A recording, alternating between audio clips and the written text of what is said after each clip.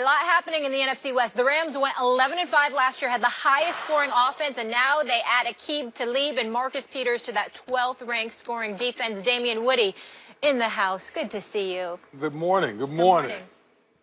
Hold it. I was waiting for it. I'm paused. Yep. Don't even try. Where's Don't even play Where's with me the this time, morning. Man? Don't even play with me this morning. Man? I mean, look, It's casual Friday. I told you about. Excuse me. It's casual Friday. You heard me. I just wanted to dress up. Don't be disrespectful, okay? You watch your mouth. I keep telling you, don't show up here without a tie. You're disrespectful for not being in the studio right now. Yeah, I know. At least I'm wearing a tie, damn it. I look the part. Hey, I'll deal with you later. I'll deal with you later. Yeah, go ahead. On this very sad anniversary in hip-hop history, hey, big guy, can I get one? I love it when you call me Big Papa. I gotta hear it. The you sound just like him. Yeah. Max, you know what time it is. You know what time it is. I got you. Yes. Notorious B.I.G. All right, let's get to it. Here's the deal. Yeah, Stephen A. So I'm starting with you here. So in the meeting, we found out you all agree, right? The Eagles are the team to be the Super Bowl champs. I get it, out in the NFC. But take them out of it. Are the Rams the next best team? I'm not ready to say that. Because I think Drew Brees and the New Orleans Saints are a team to watch out for. You got Drew Brees, one of the prolific quarterbacks this game has ever seen. He's a future Hall of Famer. We know what he brings to the table. Kamara with Ingram in the backfield. He's now got a running game. Michael Thomas and those boys can ball. And on the defensive side of the ball, they improved dramatically. That miracle in Minnesota notwithstanding, the defense is still pretty damn good. And obviously they're going to be hungry because they know they blew a terrific shot at the Super Bowl crown themselves. So I'm going to still put New Orleans ahead of them. But I will say this. I like what I'm seeing from Snead and the Los Angeles Rams. Life without Jeff Fisher is just a beautiful, beautiful thing for them. When you look at the secondary and you got Aqib Talib with Marcus Peters, I mean, listen, I hope they act right, but I got love for both of those brothers, and I think that they can do some damage. When you look at that coupled with the rest of their defense, and they better re-up Aaron Donald, make sure he gets his money. I know that much. When you look at everything from that perspective, they are formidable. Here's why I'm not willing to elevate them to number 2, however. I believe last year was an aberration offensively.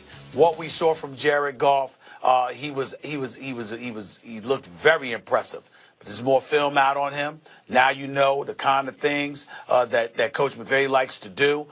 They've seen a lot more film on Jared Goff, and I don't think he's going to have the year next year that everybody thinks he's going to have. I got nothing but love and faith in Todd Gurley. I know what he's going to do. Sammy Watkins, you don't know his status there as well. So I just look at it from the standpoint, I think offensively, they may struggle more than people realize. I think they've elevated themselves defensively, but I don't think they'll be as formidable offensively as they were last season, and that's why I'm giving the edge to New Orleans being number 2 in the NFC before I think about Los Angeles.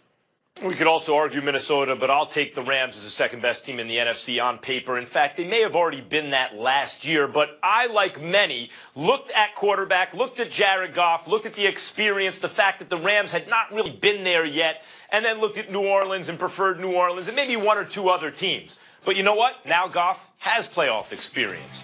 And I agree with you, Stephen A., that Snead has done a good job. It's a very good job. I don't know that the secondary's actually gotten better because they're about to lose Trumaine Johnson. And they traded Ogletree and all this, and maybe they didn't feel that he had a great year or that he didn't fit the system or whatever. And they brought in Talib, a brand name, but he is 32 years old. He's still very good. I don't know that they've actually improved the defense or they're running in place and getting money ready to pay to pay Aaron Donald. And so I don't know that that's why they're better because of these acquisitions. I do think that another year of experience, the fact that they've played together, the fact that I believe Goff is progressing, and the fact that they have that playoff loss under their belt means that they may take the step from being on paper the second best team, maybe even on paper they were the best in the NFC last year, to maybe in practice actually advancing. So I like them right now. Eagles 1, Rams 2. Yeah, I'm not ready to go there right now. I give Sean McVay, the head coach, a lot of credit for, getting rid of that stench of mediocrity from Jeff Fisher. There's no question about that. But I think Stephen A. alluded to it. The one thing that the Los Angeles Rams, they're not going to surprise people this year. You know, they had a a young coach who brought in a fun system. You know, made Jared Goff look like one of the better quarterbacks in the National Football League. But after you have a year like they had last year, you're not going to catch anyone by surprise. You got a whole offseason to look at these guys, and they have a talented roster, no question about it. I like the acquisitions in the secondary. That's what defensive coordinator Wade Phillips loves. He loves cornerbacks, cover cornerbacks, because he likes to blitz a lot. But again, they're not going to catch anyone off guard. A lot of these teams now, they know the system. They know what to expect. So I want to see how the Los Angeles Rams react to people coming in saying, you know what, this is a pretty good team. Can you bring it every single week? Can you do it every single week? I'm gonna give you an example. Just like with the Philadelphia Eagles. I know because I've been there. When you're a Super Bowl champ or you've been to the Super Bowl, guess what? Everybody plays you like it's their Super Bowl. It's gonna be on a similar level for the Los Angeles Rams. No one's going to sleep on the Rams. Everyone's going to know. So we're going to see what this Rams team is all about. Well, first, a couple of things. Number one, I didn't allude to anything. I flat out said it. It's nothing wrong with you confessing. Yo, Stephen A., you were absolutely right with what you said. No, I'm not going to do that. I'm not going to do that. I can tell you that right now. That's a lack of respect. That's a lack of respect. I'm not going to give you that type of credit. That you show. You better watch your mouth. Don't let me deal with you, big boy. Don't let me deal with you, Biggie. Now, here's point number two, all right? You got Cup and Woods, and we can't ignore that. Cup and Woods along with Gurley, one would surmise that you've got the weapons. But again, Mac, I piggyback off of what big boy Damian Woody said, not alluded to. He said, you see how big boys know how to give credit, okay? He said this. Damian Woody said it, so he deserves credit for it. The film is out.